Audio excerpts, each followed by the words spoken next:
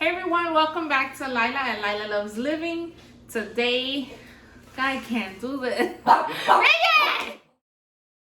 Hey everyone, welcome back to Lila Loves Living. I'm Lila. I know I've been gone for a minute. Life has been a little bit crazy, but I plan to film quite a few videos this week for you guys. It should be up in the next few days. Today I'm gonna film one of our favorites. They're enchiladas. I'm gonna make them with Mexican rice and beans. This recipe is for the enchiladas by itself. If you want the recipe for the rice and beans, they'll be linked down below. I made them in a prior video. Now, the first thing I'm going to tell you is these enchiladas are not authentic. They're my way of making enchiladas. So if you're here for authentic Mexican enchiladas, this is not it. But if you want to have a good time and learn a few tips and tricks while you watch my video, even though it's not authentic, then keep watching. Alright, so what are we going to need? First things first, let's go ahead and set our ovens to 350. Go ahead and preheat that oven. This recipe will make about 12 to 16 enchiladas. Sometimes it can make a little bit more, sometimes a little bit less. It just depends on how much filling you put in each one and how much chicken you have, obviously. So as far as what we need, again, this is not authentic. So we're like, oh my God, that's not how you do it. You're right, this is how I do it. So stick around, you'll learn, and maybe you can take a tip or two or teach me a tip or two, but leave them in the comments. I'm always reading them. First things first, we need chicken. I use boneless chicken, boneless skinless chicken breasts. If you watch my other videos, you know I hate touching chicken. So the less I gotta do to it, the better it is for me. I'm gonna wash it and I'm gonna butterfly it, and I'll show you how I do that. For the chicken, we're also going to need cumin, ground cumin, and I'm gonna put, I would say about a teaspoon to a teaspoon and a half, but really I don't measure, so just watch when I put it on because I'm gonna sprinkle both sides. We're gonna use adobo. The red cap one or the orange cap one is fine. If you use the green cap one, do not use the cumin because the green cap one actually has cumin in it. So if you want to add a little bit more cumin, you can, but it's not necessary. So we're going to do the same thing, about a teaspoon and a half, but I'll show you when I put it on there. Going to use garlic powder, onion powder. I say this in every video. When you grab these, if you haven't cooked much, make sure you're picking the powder and not the garlic and onion salt, because then you're going to have to toss this. It'll get too salty. So garlic powder, onion powder, same amount. We're going to sprinkle both sides. I'll show you what I'm doing. And then we're going to put cracked black pepper on one side only, and we're just going to sprinkle it on there. If you don't have cracked black pepper, it's okay. This is not a recipe that requires it, so you can use just regular black pepper. This gives it a different flavor, but there's so much going on here. If you don't use either one, it's obviously okay. Well, I don't want to say obviously, but it is okay. So just a little bit. I'll show you what I'm putting on there. Tortillas. You definitely want to go with the yellow corn tortillas. Now, I am going to show you a tip with the tortillas. I see a lot of non-authentic enchilada recipes on YouTube, and I always see a mistake that people make with the tortillas, and it makes them crack when they're rolling them. I'll show you what to do, girl. I got you. And guys too. And I usually use the authentic Mexican tortillas, but I don't know what's happening in these streets, because the freaking tortillas, if you live in the Chicagoland area, there's a shortage. I mean, really, tortillas. So I just bought these. These are okay. I wouldn't use flour tortillas. I would definitely use corn. So corn tortillas, just the regular corn tortillas is fine. We're gonna put in 2 cups of, so a pack, 2-cup pack of the Fiesta cheese, Mexican Fiesta cheese. If you don't want to use Fiesta cheese, you could definitely use like the Monterey Jack. I like to get the cheese that has a little bit of spice in it. You can use like Chihuahua cheese. I wouldn't use like mozzarella or provolone or anything like that, because we're not going for that. We're going for just a little bit of spice. Now, this is not spicy. It has a little tiny kick to it, but it really is not that bad at all. So I like to use the Mexican cheese. a can of sliced stewed tomatoes. When you grab this, and this is a 14.5-ounce can, make sure it is not the Italian sliced tomatoes. When you see this, you're gonna see sliced stewed tomatoes, and then you're gonna see Italian sliced stewed tomatoes. You don't want to use the Italian one because that has oregano and other things in it that we don't need for this recipe. So just the sliced stewed tomatoes is fine. A can, or should I say a tablespoon of green chilies, sorry, diced. I have the medium, you can use the hot. And then these are already diced, but I'm gonna put in about a tablespoon of this. Sometimes a tablespoon and a half, just depending on how I feel, and I'll show you what I do with this in a minute. Chipotle peppers. I know all my people out there like, she is not doing this authentic. Like I said, I'm not. This is just something I came up with. I've been making it for years. My family loves it. As a matter of fact, my husband's in the other room like, hurry up and make these enchiladas. Relax, it's coming. So the chipotle peppers, any brand is fine. They do come out whole, so you're gonna use 4 whole chipotle peppers, and we're gonna remove the seeds, and I'm gonna show you how I do that. About a tablespoon and a half of chopped red onions, and this is just a tip. When you cut one onion and you only need a little bit, don't throw the rest away. Dice it or slice it, do whatever you normally do with it. Put it in a baggie and stick it in the freezer. And then when next time you need it, guess what? It's already done for you. Try to take shortcuts in the kitchen because Lord knows we're busy. You're just gonna need about a tablespoon of extra virgin olive oil, and this is just to coat the pan so our chicken doesn't stick, and I'll show you that in a minute. Minced garlic, we're gonna do about a tablespoon of minced garlic. If you have fresh garlic, that's perfectly fine. Just make sure you dice it up as small as possible. If you have garlic paste, that's okay too. Just make sure that when you're putting the garlic in the pan, you're not burning it, because if you've ever had something with burnt garlic, no, you don't want it, trust me. And then we're going to do, like I said, if you watch my videos before, we always have our lime juice and our vinegar.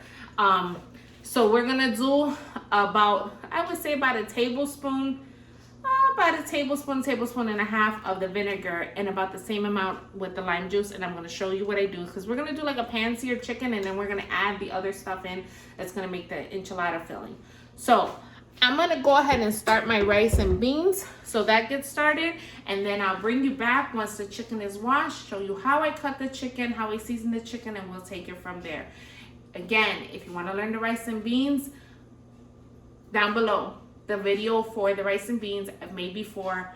You don't have to make this with rice and beans. Enchiladas stand well by themselves, but if you want to go ahead and make that, go ahead. It's really easy. So I'll be right back. Okay, so I'm back, and as you know, I hate touching chicken. I've already washed and dried my chicken. I butterflied 2 of the breasts, and I'm going to show you how I do that now, just so that you know, because I don't like to assume that everybody that watched my video knows what I'm talking about. So when you get a boneless chicken breast, it's going to look like this, and the only thing I want to do is I want to cut the fat out of it wherever I see it, and then I'm going to butterfly it. So some of it you can pull right off, but for the most part, like these thicker pieces, you're going to have to cut it off. So I just take a good knife, cut it, and then cut this big piece here. Excuse me. You see why I use boneless skinless chicken breast? Because I told you I don't like touching chicken, so it's less maintenance. You can make this with chicken thighs too, but I don't like dark meat. But if you like dark meat, hey, by all means, do what you gotta do. Okay, so there we go. I just turned it over. Look, I didn't even show you. I turned it over on its side, and I just took my good knife and sliced it right down the middle, and it butterflies like that. And now you have a nice big chicken breast, because you want it to be as flat as possible so that it cooks evenly. So let me throw this crap away, and I'll be right back. So in my pot right here, and I'm gonna move the camera over in a minute, I have my olive oil heating up in my pan on low. You see that? And it's just about a tablespoon of olive oil. I'm letting that get nice and hot. Right now, I'm gonna season the chicken. I'm gonna season it on one side on the counter, the other side in the pan. And for the chicken itself, I'm only gonna put the lime juice, the vinegar, and the cracked black pepper on one side of the chicken. So let's go ahead and get started. We're gonna sprinkle, let's see if I can turn this so you can see it. Sprinkle your adobo. Okay? Sprinkle your garlic. Just like that, just a nice thin sprinkle over it. Don't be afraid, there's no salt in here. I think the other one has a little bit of salt, but that's about it. And then your onion. Okay? And then lastly, your cumin. Now the cumin I like to shake up before I pour it because it's a little bit thicker, so sometimes it doesn't come out as easy. And I'm just gonna sprinkle this in. Now the reason I like the cumin is it's gonna give this a really nice smoky flavor. So let me turn the camera and get it closer so that you could see when it hits the pan what we're doing next. Okay, so our oil is nice and hot, and the way you can tell is you put your hand over the pot, and if you feel it hot, it's hot. You're gonna burn yourself.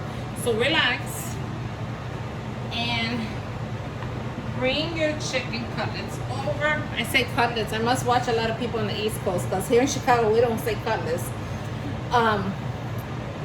And we're gonna put them with the seasoning side down. So let's go ahead and get that in there. Yes, baby, that's sizzle. That's what you want to hear. If you don't hear that, that means next time try a little bit harder because your pot wasn't hot yet. Give me 1 second. Your pot's nice and hot. The first thing you want to do is you want to add the liquid, because if you put it on after the seasoning, it's just gonna wash the seasoning right off. So I'm going to put in, just sprinkle a little bit. About a teaspoon and a half, roughly. Let's make sure all your chicken gets a little bit of loving. Here we go.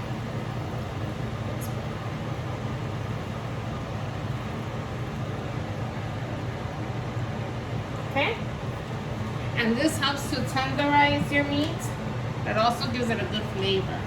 And then we're gonna put in our cracked black pepper. Again, that only goes on one side because it's a little strong. Okay? And then the same thing you did on the other side, you're gonna do on this side. So sprinkle that. Sprinkle it, honey. There you go. Get in there. Don't be afraid of seasoning. Chances are, when you ate in a restaurant, they seasoned your food. So don't be afraid of it at home. Unless it's something with salt, you should be okay. Okay? Sprinkling the garlic. Sprinkling the adobo. And we just sprinkle a little bit all over it. There you go. So our chicken's all seasoned. My heat right now is on between low and medium. And what I'm gonna do right now is I'm gonna cover it. Where's my lid?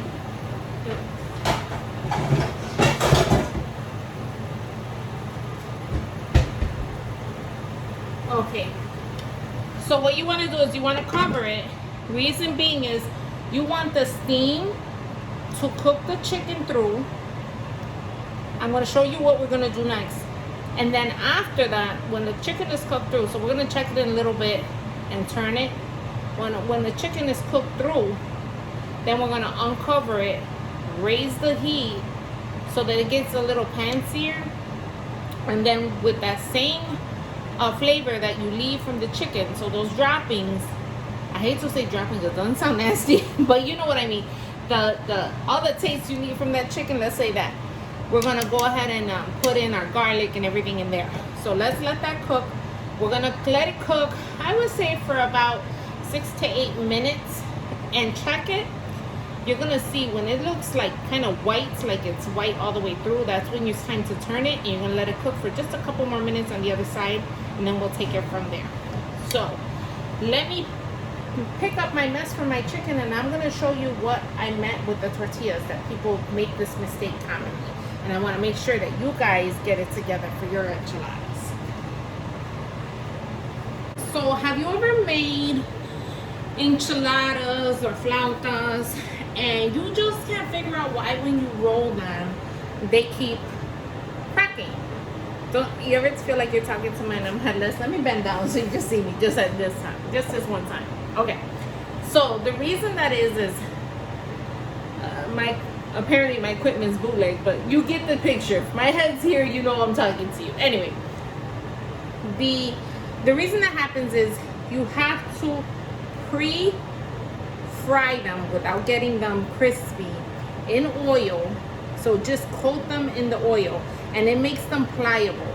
I have read recipes online where they're like, oh, heat them up in the microwave for 10 minutes. That does not work. Not for 10 minutes, for a few minutes. That doesn't work.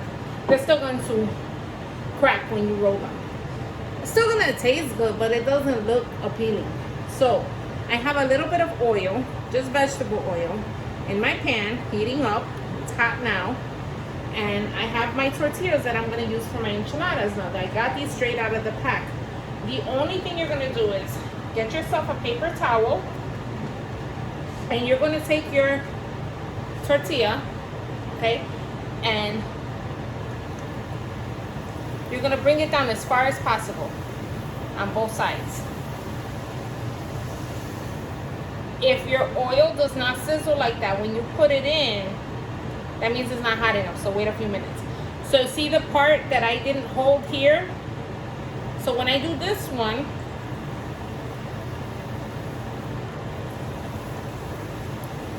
I'm gonna lay the oil side on it so it gets that oil, and then just kind of flip it back and forth so that way all the sides get oil. So I'm going to make just a few more on camera to show you what I'm doing. I hope you could see. If the oil starts to pop, that means it's too hot. So if it pops, first of all, don't blame me if you get a 3rd-degree burn. Second of all, that means it's too hot. So lower it a little bit. So just be careful. If you're like me and you wear a lot of hair products, keep your head back. We don't need no natural disasters, or should I say unnatural disasters. Hey, but if it happens and you gotta cut off your hair, rock it. Do what you gotta do. So I'm gonna keep frying here, and I'll be back when it's time to turn the chicken.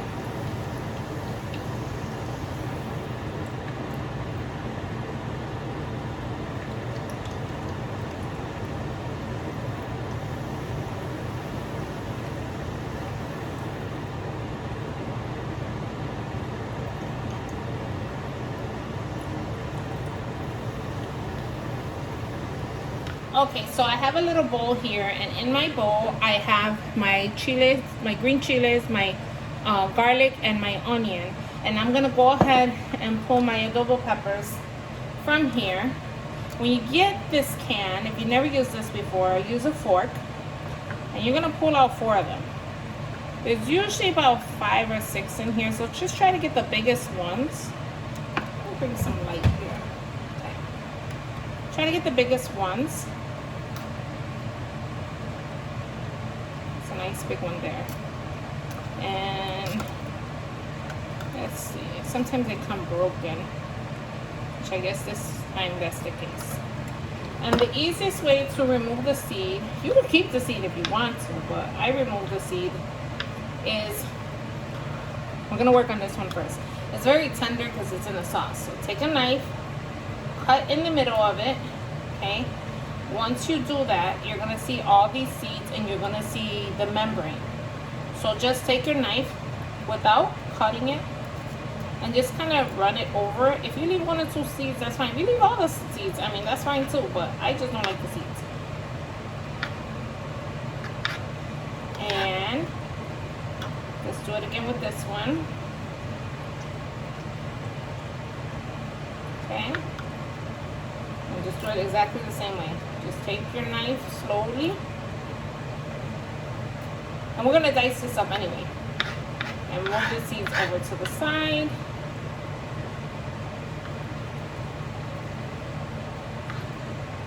See, this one's a little bootleg because it's all broken up, and that's okay. It's okay. We're gonna, like I said, we're gonna dice it anyway, so it's not a big deal. This is gonna help bring a nice. See, this one, it kind of has the stem here, so I'm just gonna cut the whole thing out. And apparently, it doesn't have much seed, so we're just gonna leave that the little seed that just stood to hang with us. Hey, homie, how you doing? Okay. And then we're just, this, like I said, this is super, super tender. So I'm just gonna take my knife and pull it apart. Like that. My knife and my fork. Just pull it apart in little pieces. Because you don't even have to slice it, because it's so tender, you don't even have to slice it. You just kind of have to pull at it.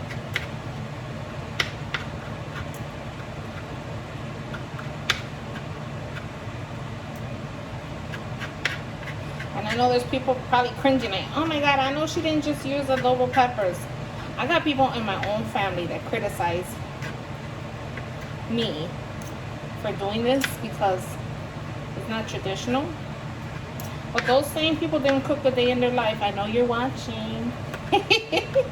And then I have the rest of my family who loves my enchiladas. And I'm not just talking about my husband. My sister, my little sister, my cousin's sister, they all love my enchiladas. They're different, but they're really good. I'm telling you. When you're gonna have a party, the best thing is that you can make these a day ahead. Just put the cheese on top, but don't bake it. And then the day of the party, just throw it in the oven. It heats up really well the next day. So if you are gonna make this and you wanna make a couple trays, you can make one to eat today and one that you don't bake.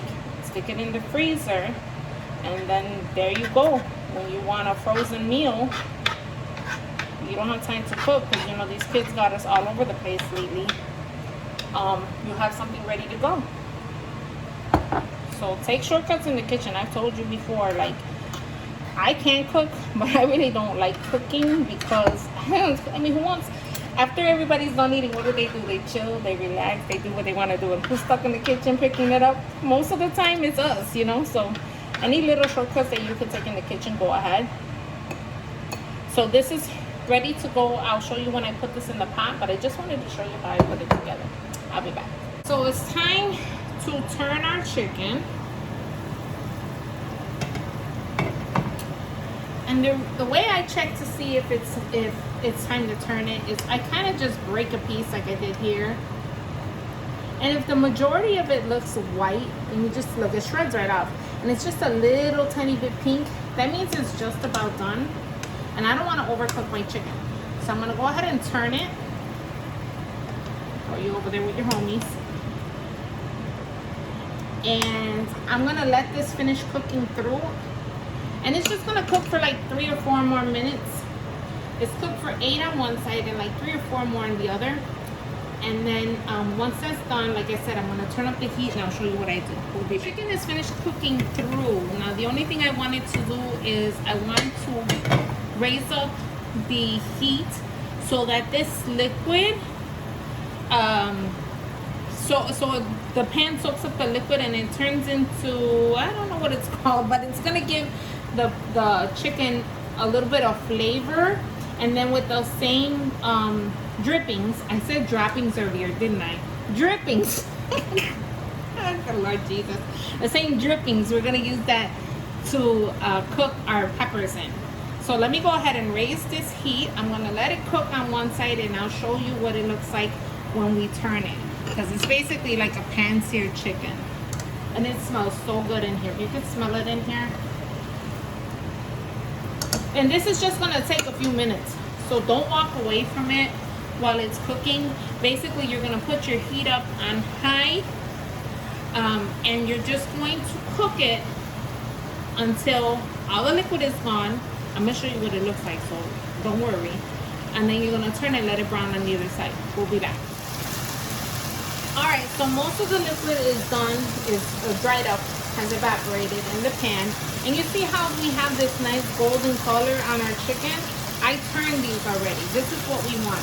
I'm gonna do this one now. And you see how pretty that is? Oh my God, and it tastes so good. I've made this chicken without a couple of the ingredients that are in there for my fettuccine, for my chicken quesadillas.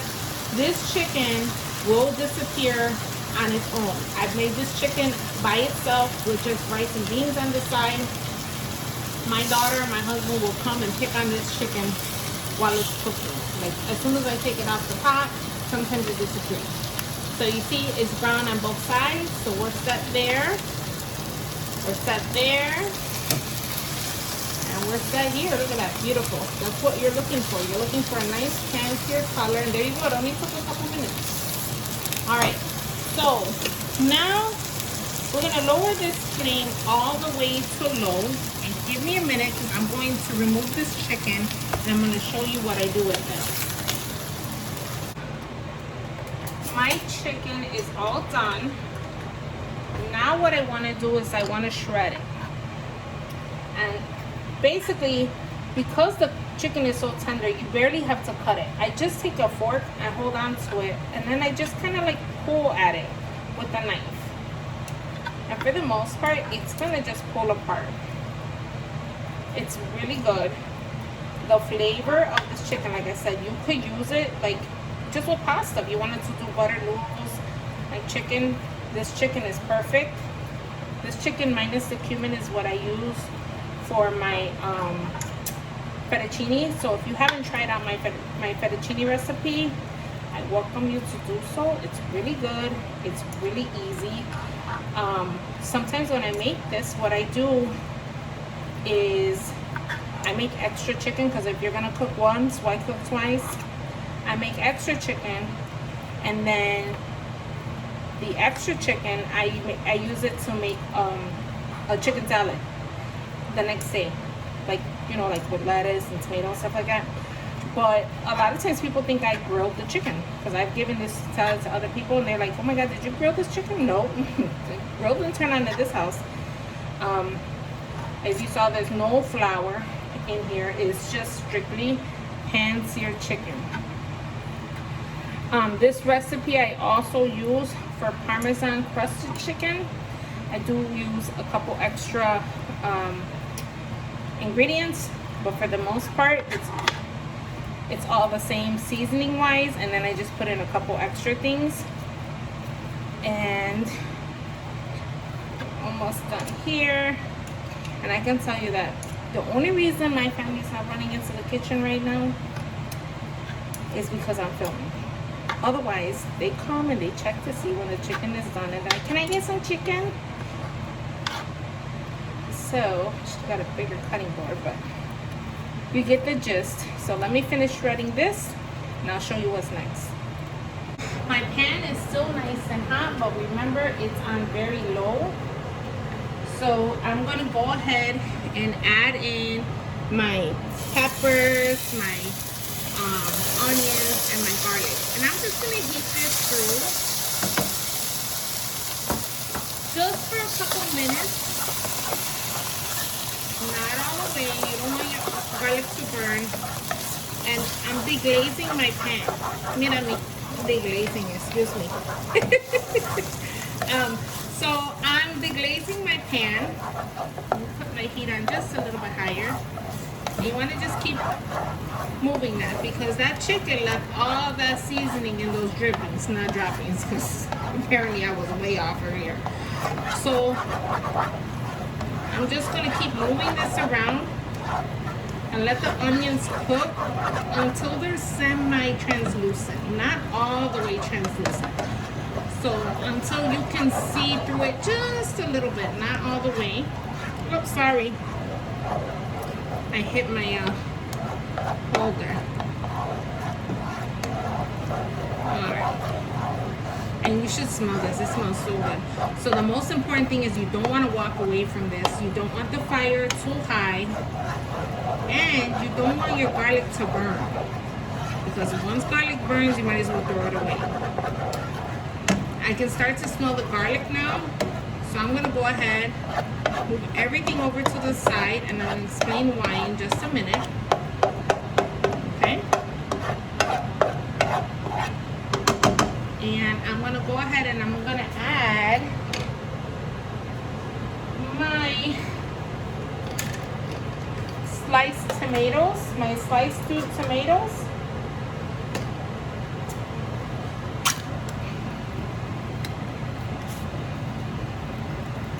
Go right to your pan. I'm going to take a potato masher. You don't have to do this, but I do it because don't nobody want to eat an enchilada with these giant pieces of tomatoes. And I'm going to smash those tomatoes because I want little pieces of tomato in my enchilada, but I don't want huge chunks because this is gonna mix with the chicken. This and the peppers and the garlic and stuff, this is gonna be our filling for our enchiladas. Okay, we're almost done here. There you go. As long as most of them are cut up, you're good. Then I'm gonna take that same spoon I had earlier and mix this mixture all together. Okay. And my heat right now is in between low and medium. Oh, there's a big one there. You don't have to use a potato masher. If you've seen, I can use my plastic spoon, just faster than a potato masher. Okay. I always say when I bang on the pot, I think of my mom because she used to tell me, "Don't bang on my pots. You're gonna bend them." I can't tell you how many pots I banged on and how many of them didn't bend. All right, now we're gonna add our chicken to our tomato mixture, to our tomatoes and peppers.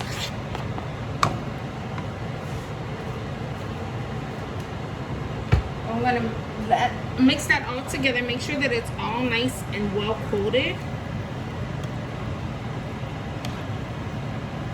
So I just kind of like bring it from the bottom to the top, and I keep doing that until it's all nice and coated.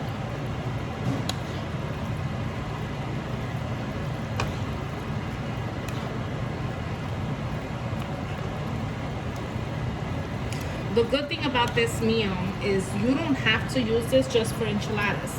If you want to use this filling for tacos, hard shell or soft shell, they're delicious. I've done that. If you want to use this, so like just like a chicken taco, obviously. If you want to use this for a tostada, I've done that too. I put some refried beans and a tostada shell. Then I put this chicken topping on top. Delicious. It stands well on its own. You don't have to put like lettuce and tomato or anything like that, but you can. So try it. So if you don't try it for the enchiladas, maybe it's just too much work on a Monday night, get you some taco shells. Do the chicken, get you some taco shells. You don't even need the rice.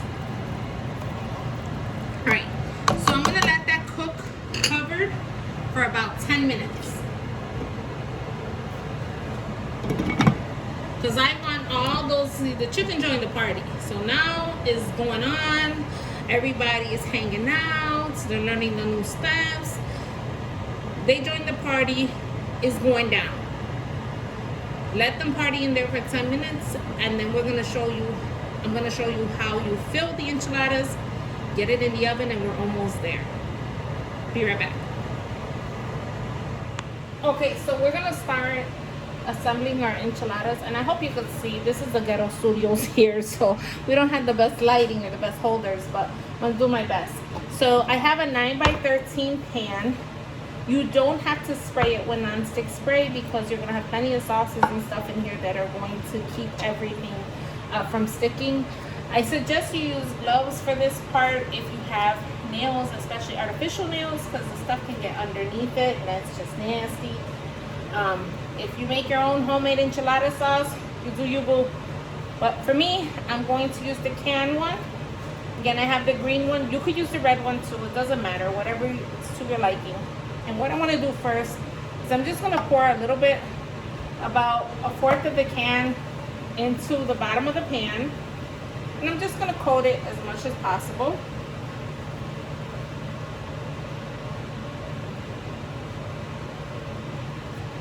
Okay. There you go. And then I'm going to take our tacos that we pre-heated, and I'm going to fill them. So what I do is I take a wooden spoon. This is plastic, but you get what I'm trying to say.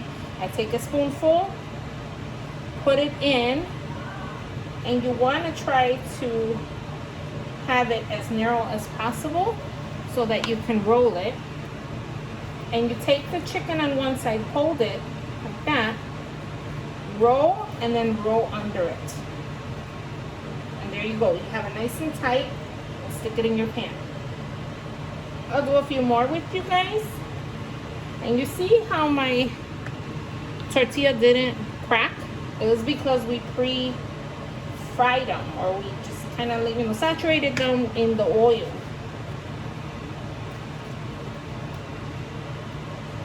Before they're kind of dry, so it's like not happening. See how pliable they are? That's what the oil does. It keeps them nice and pliable. So again, you're going to take a spoonful of this. When you get it, don't put it in the middle. Put it closer to this side. Okay? And again, I'm trying to keep it as narrow as possible. I bring one side up, hold the chicken in, and then just roll. There you go.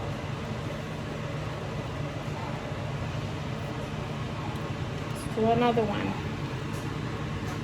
And as I'm stacking them, I'm getting them as close to the one, so as I'm putting them in the pan, I'm getting them as close to the one before it. Don't put too much chicken.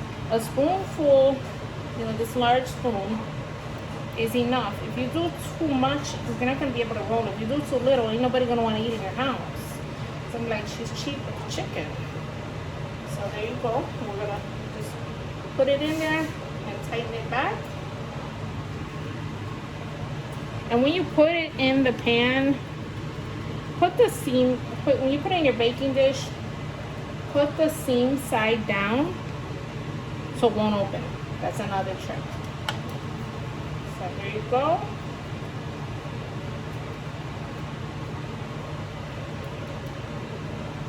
And I'm just going to keep going here. And I'll show you what's next when we get there. Enchiladas are all wrapped. A couple of them cracked. That just means that I could have left it in the oil a little bit longer. So these came out a little bit too early. But it's okay because it's just on the top and that's going to get covered with sauce and cheese. A lot of times when it cracks, if you didn't do the oil at all, it would be here. Like you wouldn't even be able to roll it. So this is okay. And with the 3 chicken breasts, I made 16. So if you get to the end and it's too tight, just start filling it on the sides like I did. Now what I'm going to do is I'm going to take my enchilada sauce and I'm just going to pour it liberally all over those enchiladas. Like that. We have another can. And again, if you like the red, that's fine. The red has more of a smoky flavor. The green, it just tastes good, honestly. Okay. Then we're gonna go ahead and add our cheese. And I'm gonna put this whole bag of cheese in here. So we're just going to generously put the cheese over everything.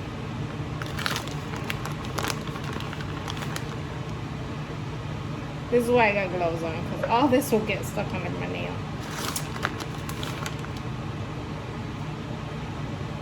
And let's say you were going somewhere tomorrow and you wanted to take a tray of enchiladas.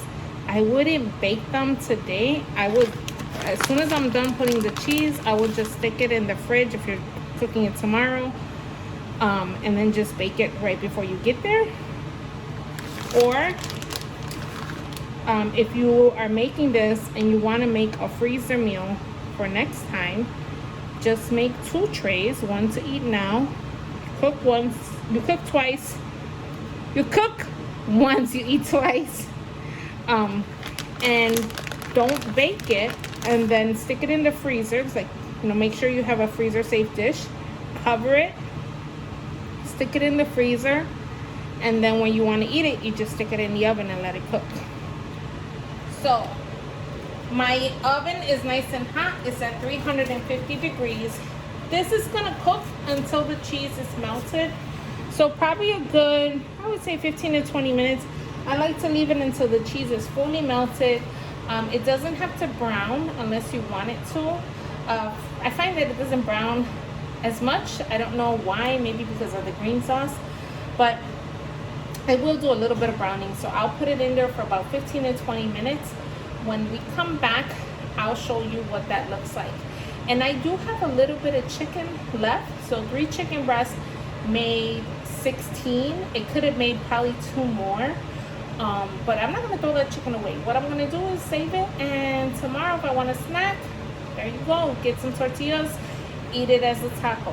So let me go ahead and put this in the oven, and I'll be back to show you the final dish. All right, so look what just came out of the oven.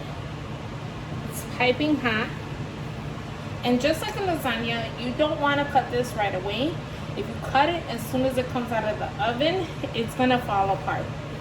So for presentation purposes, I would let it sit just a couple minutes, 5 minutes, just so that everything settles into place, and then cut into it.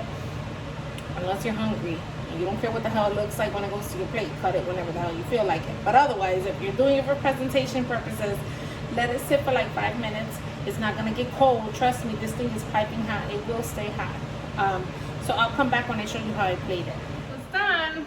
Doesn't that look like it came from the restaurant? Nope, came from Lila's kitchen.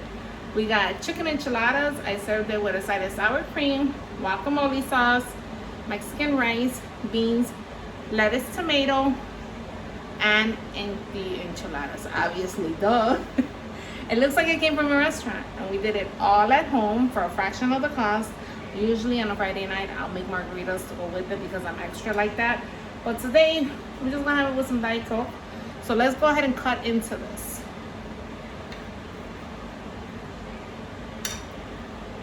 So you got your chicken, all of our seasonings, it's piping hot.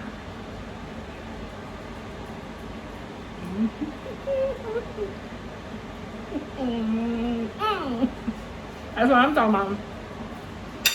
So I hope you enjoy it. I hope you like it. I hope you make it for your friends and family, and come back again and see me here on Lila Loves Living. And don't forget to smile. It looks good on you. Bye guys.